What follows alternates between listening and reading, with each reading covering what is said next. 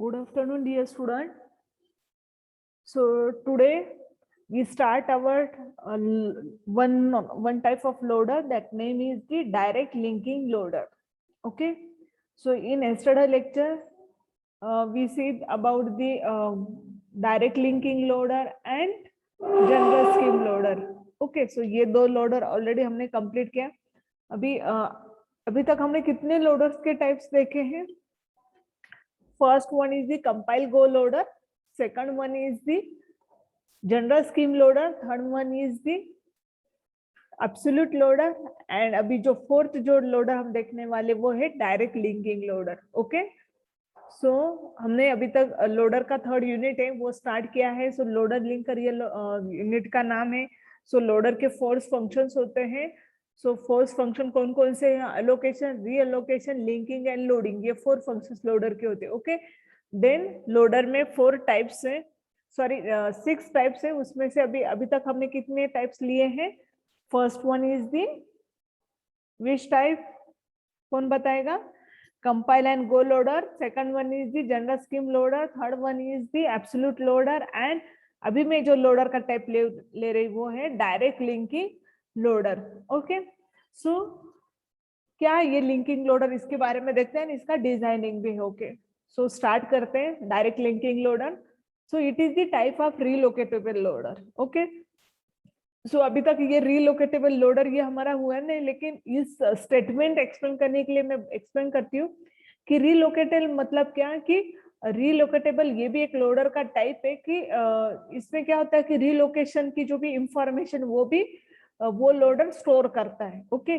जब relocatable loader हो जाएगा तब भी मैं एक्सप्लेन कर दूंगी. ओके. सो इसको अगेन रिलोकेटेबल लोडर ये भी इसका नाम है. Then it is most common type of a loader. So ये सबसे कॉमन टाइप है लोडर का, direct linking loader. Okay. Then it allows the programmer to use multiple procedure segment and multiple data segment. Okay.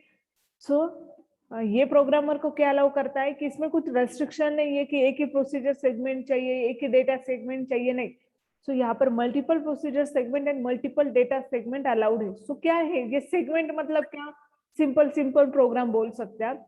और procedure मतलब क्या? Function. So multiple function इसमें allowed होते हैं एंड मल्टीपल डेटा सेगमेंट भी इसमें क्या होते हैं? अलाउड होते हैं. ओके. सो यहाँ पर डायरेक्ट लिंकिंग लोडर में the assembler should give the following information to the loader. Okay. So first कौन कौन सी इंफॉर्मेशन प्रोवाइड करता है लोडर? ओके. सो लोडर को असेंबलर क्या क्या इंफॉर्मेशन प्रोवाइड करता है? First information is the length of the object code segment. ये देखो ये लोडर है, ये लोडर भी क्या करने वाला है? इंफॉर्मेशन लोड करने वाला है. राइट. सो ये असेंबलर कौन कौन से फॉर्मेट में लोडर को इंफॉर्मेशन देगा ये यहाँ पर है. तो फर्स्ट है length of object code segment. Second है list of all symbols which are not defined in the current segment but can be used in the current segment. इस टाइप के सिंबल की लिस्ट यहाँ पर प्रोवाइड की जाएगी जो इस टाइप के सेगमेंट रहेगी जो करंट सेगमेंट में डिफाइन नहीं होंगे but can be used in current segment. But ऐसे भी होंगे जो भी इस सेगमेंट के क्या होंगे? यूज भी होंगे. डिफाइन नहीं हो गए लेकिन यूज हो रहे इस टाइप के सेगमेंट की लिस्ट, सॉरी सिंबल की लिस्ट यहाँ पर दी जाएगी. Then list of symbol which are defined in the current segment but can be referred in the other segment. यहाँ पर डिफाइन है लेकिन कोई अदर सेगमेंट इसको यूज कर रहा है. Then fourth one is the information about the address constant जो भी है वो. Then fifth one is the machine code translation of the source program and relative address. तो और फिफ्थ इंफॉर्मेशन क्या रहेगी? Machine code translation of source program and its relative address. So ये information क्या करेगा? असेंबलर किसको प्रोवाइड करेगा? Loader को देगा. ओके. सो कोई स्टूडेंट है इसको रीड करेगा? Please raise your hand. अभी जब भी पीपीटी में थ्योरी आएगी ना तो मैं आपको रीड करने के लिए बोलूंगी. ठीक है. सो कोई स्टूडेंट है रेज करो हैंड, अदरवाइज मैं ही बोलती हूँ. Any student?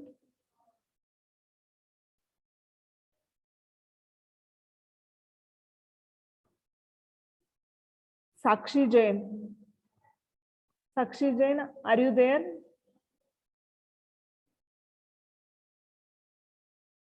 Sakshi?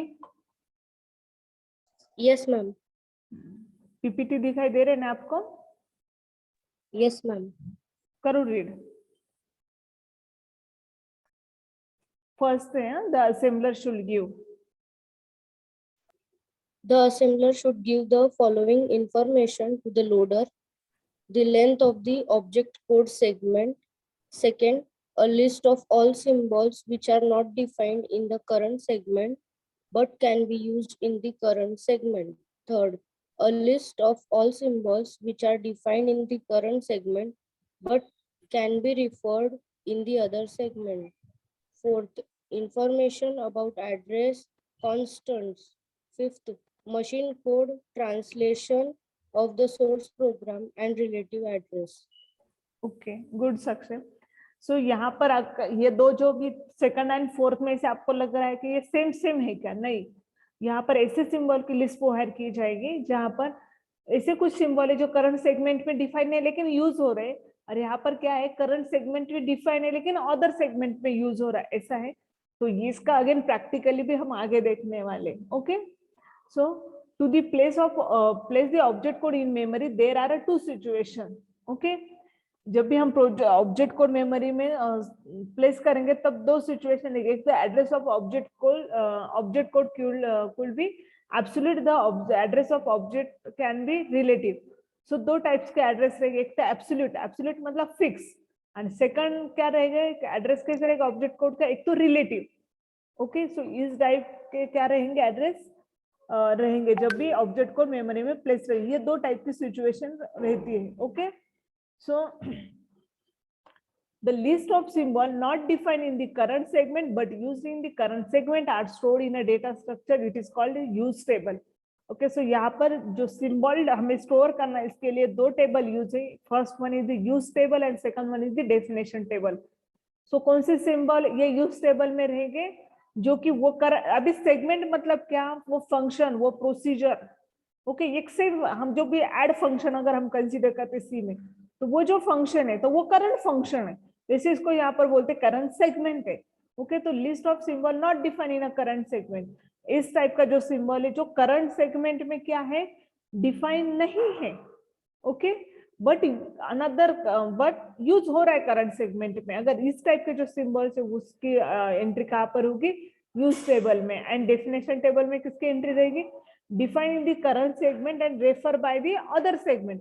Current segment में डिफाइन कर रहे हैं लेकिन अदर सेगमेंट उसको क्या कर रहा है, रेफर कर रहा है, सो इसको बोलते हैं डेफिनेशन टेबल। सो ये दो डेटा स्ट्रक्चर प्लीज याद रखो, use table and definition table. अभी तक हमने क्या पढ़ा है, हमने पढ़ा ये रीलोकेटेबल टाइप का लोडर है, देन इसमें multiple procedure and data segment allowed है। देन असेंबलर 5 टाइप्स की इंफॉर्मेशन यहाँ पर प्रोवाइड करता है, जैसे कि इसकी length, then symbol, list of symbols provide करता है, देन जो भी इंफॉर्मेशन अबाउट द एड्रेस ये प्रोवाइड करता है। ओके, देन यहाँ पर दो definition, use table and definition table, ये दो डेटा स्ट्रक्चर यहाँ पर यूज होते हैं। ओके, सो इस दोनों में भी क्या है, जो सेगमेंट में डिफाइन सिंबल इसकी एंट्री डिफाइन डेफिनेशन टेबल में होती है, और जो सेगमेंट में यूज हो रहा है जो सिंबल उसकी एंट्री यूज टेबल में होती है।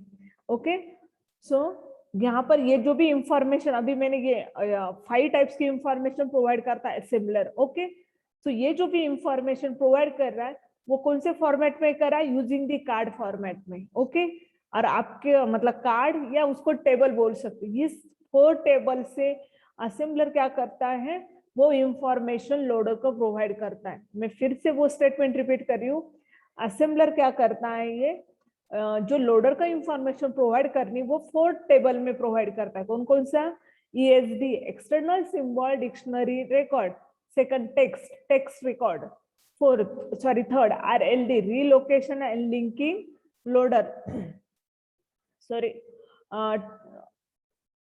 record only, dictionary, relocation and linking dictionary and end of object disk. Okay, so और कोई स्टूडेंट है स्नेहा पारक, ये 4 टेबल जो भी कार्ड्स है उसके नाम रीड करो, तो 4 कार्ड्स के नाम रीड करो स्नेहा। Yes ma'am. हाँ, ये 4 कार्ड्स जो दिखाई दे रहे हैं ना सामने, उसके नाम रीड करो। हाँ, नाम रीड करो। ESD external symbol dictionary record, TXT text records, RLD relocation and link, END end of object deck. Okay, so इसको रिकॉर्ड ये भी वर्ड है, उसको आप फाइल भी बोल सकते, इसको टेबल भी बोल सकते, चारों वर्ड इसके लिए कॉमन है। असेंबलर फिर से मैं एक्सप्लेन कर दूं, ये जो भी आपने प्रीवियस एक स्लाइड देखी थी, देखो ये जो भी है फाइल इंफॉर्मेशन, ये इस फॉर्मेट में लोडर को प्रोवाइड की जाती है। Okay, so ESD text RLD and end. So ये टेबल क्या होते हैं ये अभी हमें देखने। सो फर्स्ट है ESD, external symbol dictionary record. So this cards contains information about all symbols that are defined in this program, but that may reference elsewhere, and all symbol reference in this program but defined elsewhere. Okay, so ESD ये जो भी external symbol dictionary, अभी ये जो भी symbol से आप बोल सकते हैं कि यहाँ पर सब symbol की यहाँ पर क्या है, मेंटेन किया है। So कौन कौन से टाइप के सिंबल जो कि उस प्रोग्राम में डिफाइन है बट कई अदर उसके रेफरेंस है। ओके, और अदर कई डिक्लेयर है लेकिन इसका रेफरेंस यहाँ पर है प्रोग्राम में। सो इस टाइप के सब सिंबल की इंफॉर्मेशन, इंटरनल एक्सटर्नल, वो सब सिंबल की इंफॉर्मेशन कहाँ रहेगी, ये ESD टेबल में रहेगी। सो इसके कॉलम कौन कौन से हैं, source object record, then symbol, then type, relative location, and then length. Okay, source object record number or card number, or we can say this serial number, symbol कौन कौन से सिंबल से, उसका टाइप्स कौन सा है, रिलेटिव लोकेशन क्या है, लेंथ। ये हमें बाद में इसको एक्सप्लेन करना है, मतलब इस एग्जांपल सॉल्व करने वाले हम लोग। हाँ, तो अभी ये क्या है, SD मतलब क्या है, LD मतलब क्या है, ER मतलब क्या है, ये देखते हैं। Okay, so what is mean by SD, segment definition. जो सिंबल सेगमेंट के अंदर है उसको बोलते हैं, मतलब सेगमेंट का जो सिंबल है उसको बोलते हैं segment definition. LD local definition, symbol is defined in this program but can be referenced by other program. मतलब इस टाइप का सिंबल जो यहाँ पर डिक्लेयर है लेकिन कई अदर उसका क्या है, रेफरेंस है। Okay, then ER external symbol defined in some external program, इस ऐसा सिंबल जो अदर प्रोग्राम में क्या है, डिफाइन है, define in some external program, दूसरे प्रोग्राम में डिफाइन है। सो ये समझ में कौन कौन से टाइप है सिंबल के, SD LD ER। सो ये था SD LD ER। ओके, जो सेगमेंट का सिंबल है वो LD मतलब जो यहाँ पर डिफाइन है लेकिन कोई अदर जगह पर उसका रेफरेंस है, और एक्सटर्नल मतलब एक्सटर्नली मतलब दूसरे प्रोग्राम में उसको क्या किया है, डिक्लेयर किया है। ओके, सो ये सिंबल के जो भी टाइप्स हैं, सिंबल के टाइप्स कौन पढ़ेगा, एनीवन, आप खुद से रेज हैंड करो या अदरवाइज मैं ही नाम दे दूं।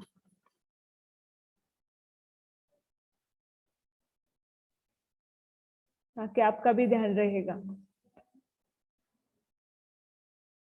पूजा, पूजा कौड़े 25 रोल नंबर। पूजा,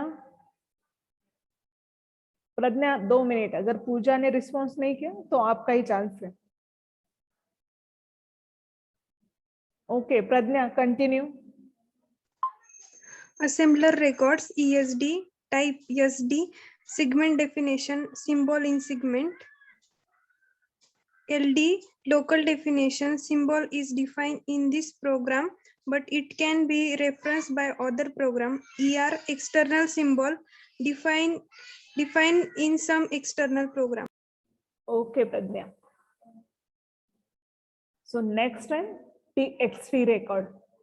Okay, so text मतलब जो टेक्स्ट रिकॉर्ड यहाँ पर मेंटेन किया जाएगा, text record, text card contains actual object code. Okay, translated source code. So इसके कौन कौन से कॉलम है, source object record number, relative location and object code, ये 3 कॉलम इस कार्ड के अंदर है। ओके, मतलब एक्चुअल ऑब्जेक्ट कोड कौन से कार्ड के अंदर रहेगा, रिकॉर्ड के अंदर। ESD के अंदर होल सिंबल, टेक्स्ट के अंदर एक्चुअल जो ऑब्जेक्ट कोड है वो, okay. And third one is the RLD, relocation and linkage directory. Okay, so RLD, so this card contains information about those locations in the program whose content depend on the addresses at which program is placed. Okay, so इस card में कौन से type की information store रहेगी? About the location in the program, location कहाँ से, okay, तो कौन से whose content depend on the address, इसी टाइप के सिंबल्स की यहाँ पर मेंटेन रहेगा, जहां पर जिसके जो भी इंस्ट्रक्शन है वो डिपेंड है, एड्रेस डिपेंड है, उस टाइप की इंस्ट्रक्शन का यहाँ पर क्या रहेगा? रिकॉर्ड रहेगा. ओके, जैसे कोई एक्स सिंबल है, एक्स सिंबल का क्या है? एड्रेस पर डिपेंड है. सो इस टाइप का क्या रहेगा? यहाँ पर मेंटेन रहेगा यहाँ पर. ओके, तो इसके कॉलम कौन कौन से? Object, source object record number, ESD ID, length in a byte, flag plus or minus, relative address. So sign denote the something must be added to constant. Plus का meaning है यहाँ पर कुछ constant ऐड होगा. ये column सिर्फ याद रखने हैं आपको. Okay, then last one is the END. So this card indicate the end of object days and specify the starting address for the execution if the assemble routine is the main program. और यहाँ पर क्या क्या sir, ये तो and तो बताएगा, and का मीनिंग क्या आएगा? End of days. लेकिन इसमें अगर कुछ अगर एड्रेस स्पेसिफाई किया है, कब एड्रेस स्पेसिफाई किया जाएगा? If assemble routine is the main program. Okay, so इसके एडवांटेज क्या क्या है? तो कौन रीड करेगा एडवांटेजेस? एडवांटेज एंड डिसएडवांटेजेस के बाद हमें ये सॉल्व करना है. सो गीतांजलि. Yes, ma'am. हाँ. Allow multiple procedure and data segment. Allow independent translation of the program. Relocation facility. क्या रीड किया आपने? मतलब ये कौन सी स्लाइड थी? Advantage of direct linking. Direct linking loader के एडवांटेजेस थे, right?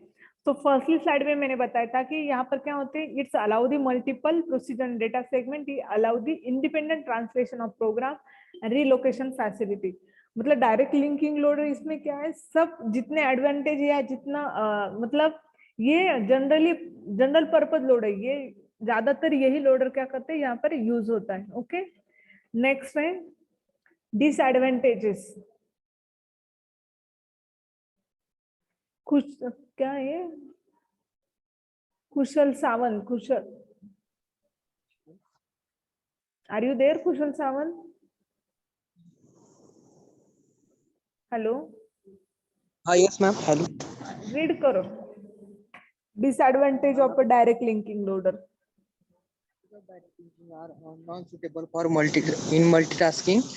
It necessary to allocate, reallocate, link, and load all the subroutine each time in order to execute a function.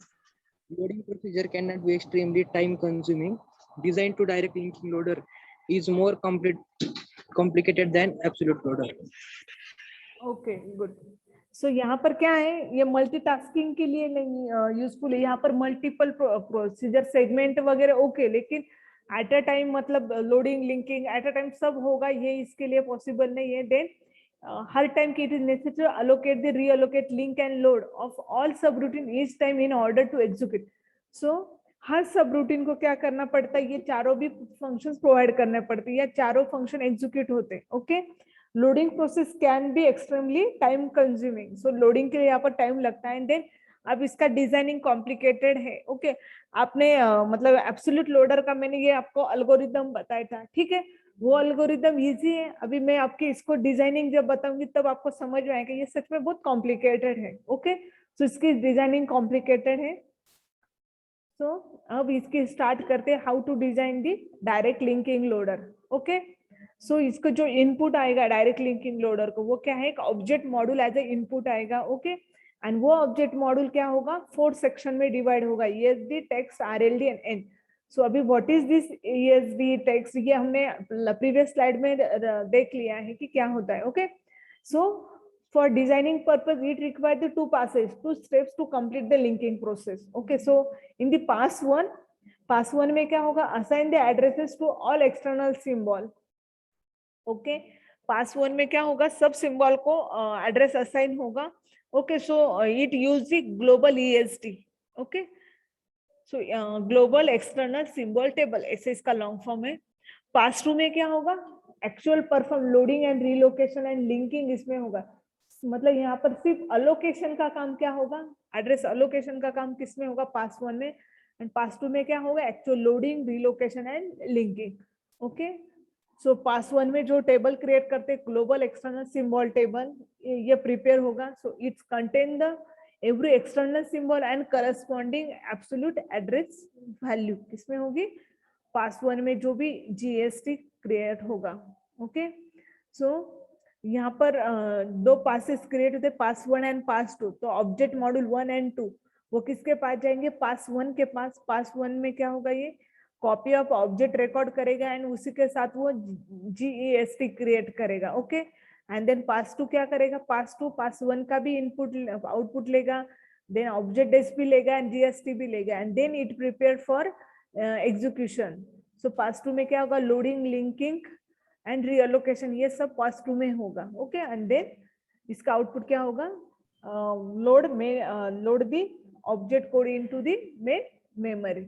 Okay, so ये क्या है, ये diagram है direct linking loader की, designing की diagram है ये. हम सो अब यहाँ पर एग्जांपल देखते हैं. Write entries of ESD, TXT, RLD and global external symbol table for PG1, PG2 given below. So ऐसा एक एग्जांपल सॉल्व करना है किसके लिए, प्रोग्राम 1, प्रोग्राम 2 के लिए, PG1, PG2 के लिए. किस किस की एंट्री करनी है आपको, right entries of ESD, TXT, RLD and global external symbol table. ये 5 टेबल्स की, सॉरी 4 टेबल की क्या करनी, एंट्री करनी. कौन से प्रोग्राम के लिए, PG1 एंड PG2 के लिए. ओके, सो 1, 2, 3, 4 ऐसे 4 कॉलम में एक प्रोग्राम एक्सप्लेन किया है. यहाँ पर ऑब्जेक्ट प्रोग्राम है. ओके, ये PG1 है, यहाँ पर दिखाई दे रहा है, मेरा कर्सर दिखाई दे रहा है आपको, एक मिनट सिर्फ, कर्सर दिखाई दे रहा है PG1. यहाँ पर क्या है, ये PG1 है. नेक्स्ट है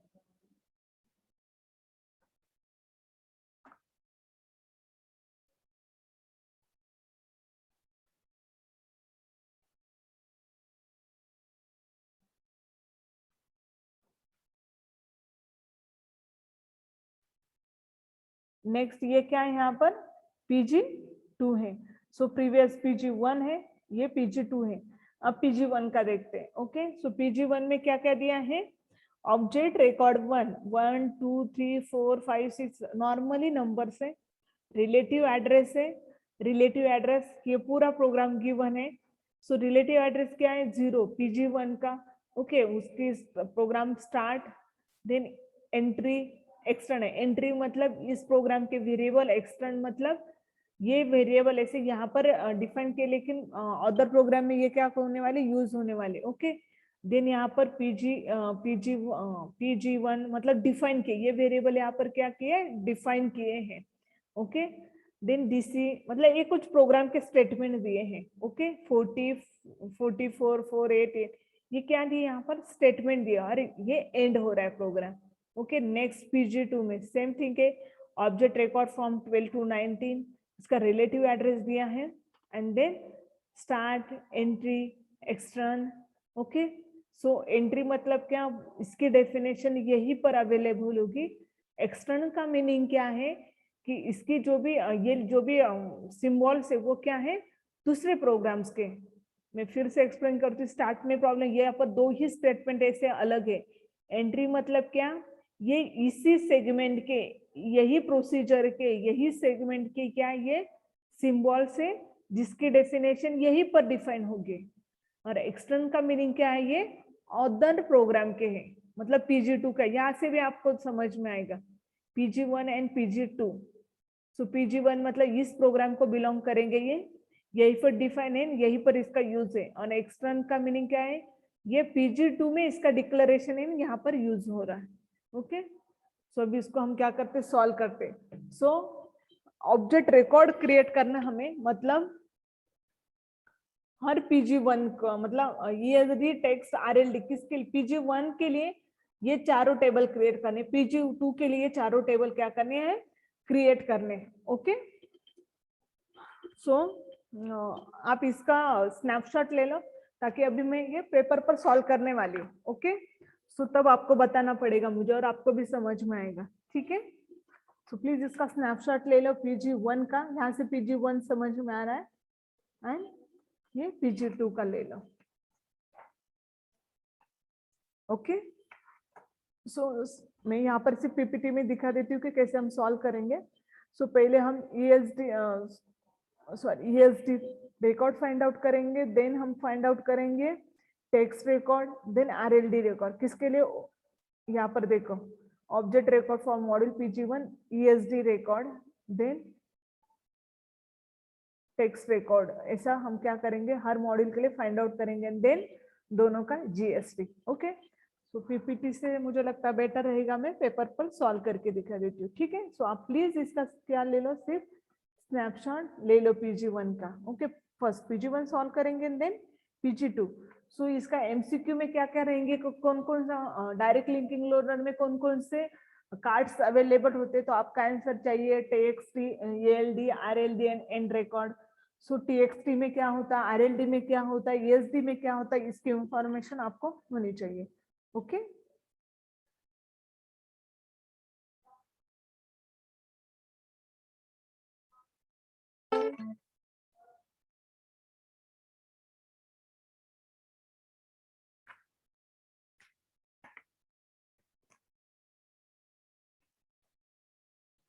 सो यहाँ पर मुझे प्रोग्राम भी लिखना पड़ेगा। ओके,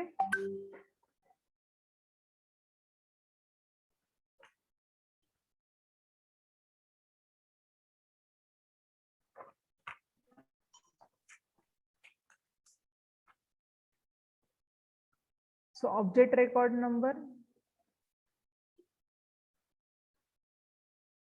आप भी, मुझे लगता है अगर आपको ये सच में समझ ऐसे लगता है तो आप भी पेपर पर लिखो ये relative address and source program. Okay, सो 1 2 3 4 5 6 7, यहाँ पर क्या है 0, देन PG1, तो यहाँ पर क्या रहेगा STAR स्टार्ट, देन यहाँ पर रहेगा ENTRY entry, PG1 EN1, PG1 E1, then extern PG2 EN1 PG2. Okay, so 20 PG1 EN1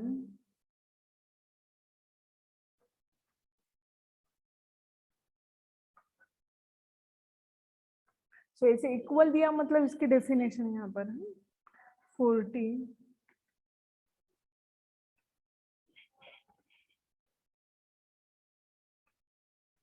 एक मिनट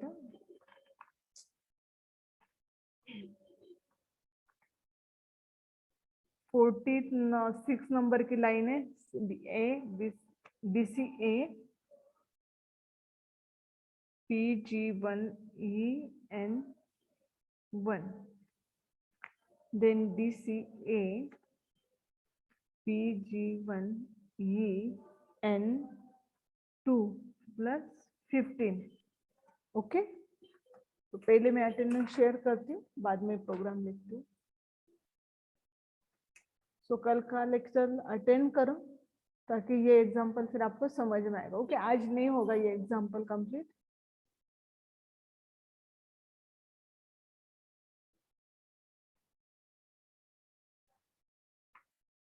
अटेंडेंस मैंने शेयर की है, अटेंडेंस दे दो तब तक। Okay, DC PG 115, then DCA exam मतलब ये थोड़ा सा वेरिएबल के नाम थोड़े अलग लगते हैं लेकिन इजी है समझने के लिए। फिर टेबल में डेटा एंटर करना है बस। DCA PG2 DCA PG2 EN1 plus PG1 EN1 plus 4। Okay, अंदर यहाँ पर क्या है इंट। सो इंट का नंबर है 11, ये 56 52 48 44।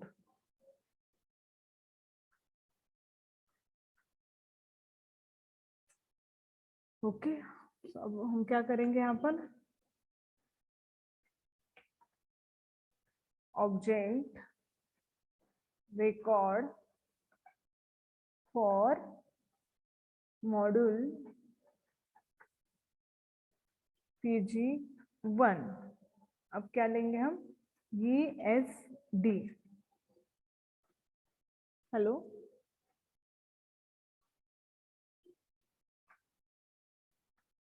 Okay, so ESD। तो कॉलम कौन कौन से थे? कॉलम क्या है यहाँ पर? Source, object, record number, then name of symbol, its type। तो कौन कौन से टाइप के सिंबल होते हैं? LD SD यानी ER।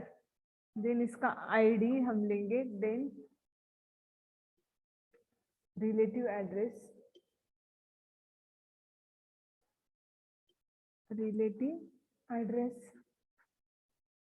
And length. Okay, so अभी यहाँ पर क्या है, फर्स्ट जो भी है ऑब्जेक्ट रिकॉर्ड नंबर, यहाँ से हम स्टार्ट करेंगे फर्स्ट। और कौन सा एक वेरिएबल आ, इस नेम क्या है इसका, जो कि क्या है सोर्स डेफिनेशन है, वो है PG1। उसका टाइप है SD, उसका ID जो भी वो है 1, एंड उसका रिलेटिव एड्रेस जो स्टार्ट हो रहा है फ्रॉम 0, एंड इसके लेंथ जो भी है वो लेंथ क्या है, लेंथ प्रोग्राम में है 56 एंड यहाँ पर क्या है 60। सो ये है लेंथ। फर्स्ट लाइन समझ में आई कि बोलो?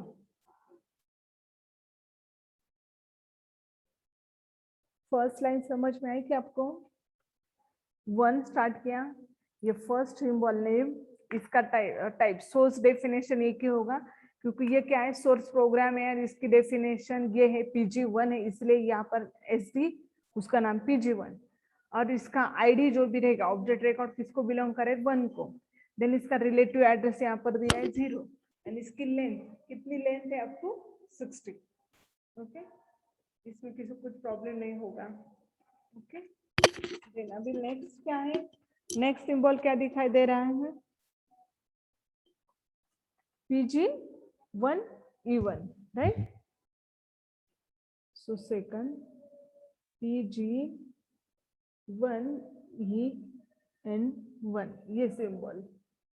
ओके, सो इसका क्या है, अभी ये एंट्री है, एंट्री मतलब वहीं पर है, यही इसी का है, तो ये लोकल डेफिनेशन है। और कौन सा है local definition? PG1 EN2। Okay, तो ये भी क्या है LD। अब इसका रिलेटिव एड्रेस क्या दिया है यहाँ पर आप देख सकते हैं 20 एंड 30, राइट। बाकी की इंफॉर्मेशन नहीं अवेलेबल। इसमें किसी कुछ प्रॉब्लम? LD, हेलो, ये दो देख लो आप, किसी कुछ प्रॉब्लम? अब क्या है एक्सटर्न, तो यहाँ पर क्या होगा, एक्सटर्न है तो इसके नाम लिखो PG2 EN1 PG2, और क्या इसका नाम, एक मिनट, PG2, इतना ही नाम। ओके, सो इसके क्या है वो एक्सटर्नल सिंबल है, सो ER। ओके, देन इसका जो आईडी है, इसका आरएलडी में इसकी रेफरेंस है। हाँ, मैं वो आरएलडी टेबल आएगा ना तब ये आईडी बता दूंगी। ओके, यहाँ पर डैश है, यहाँ पर लेंथ नहीं है इसकी। ओके, सो यहाँ पर क्या है, ये फर्स्ट ईएसडी रिकॉर्ड। तो ये टेबल एक बार देख लो और फिर मैं आगे का टेबल एक्सप्लेन करती हूँ। पहले इसके बारे में बोलो, कुछ प्रॉब्लम है या नहीं। ये ईएसडी टेबल है।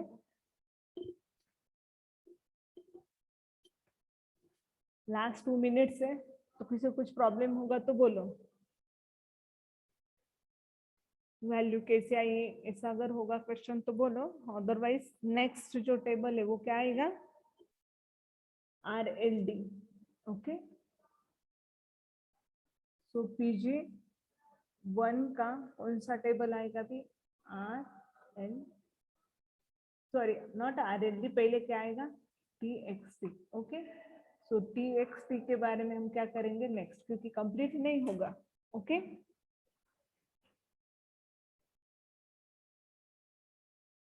Okay, so thank you all of you.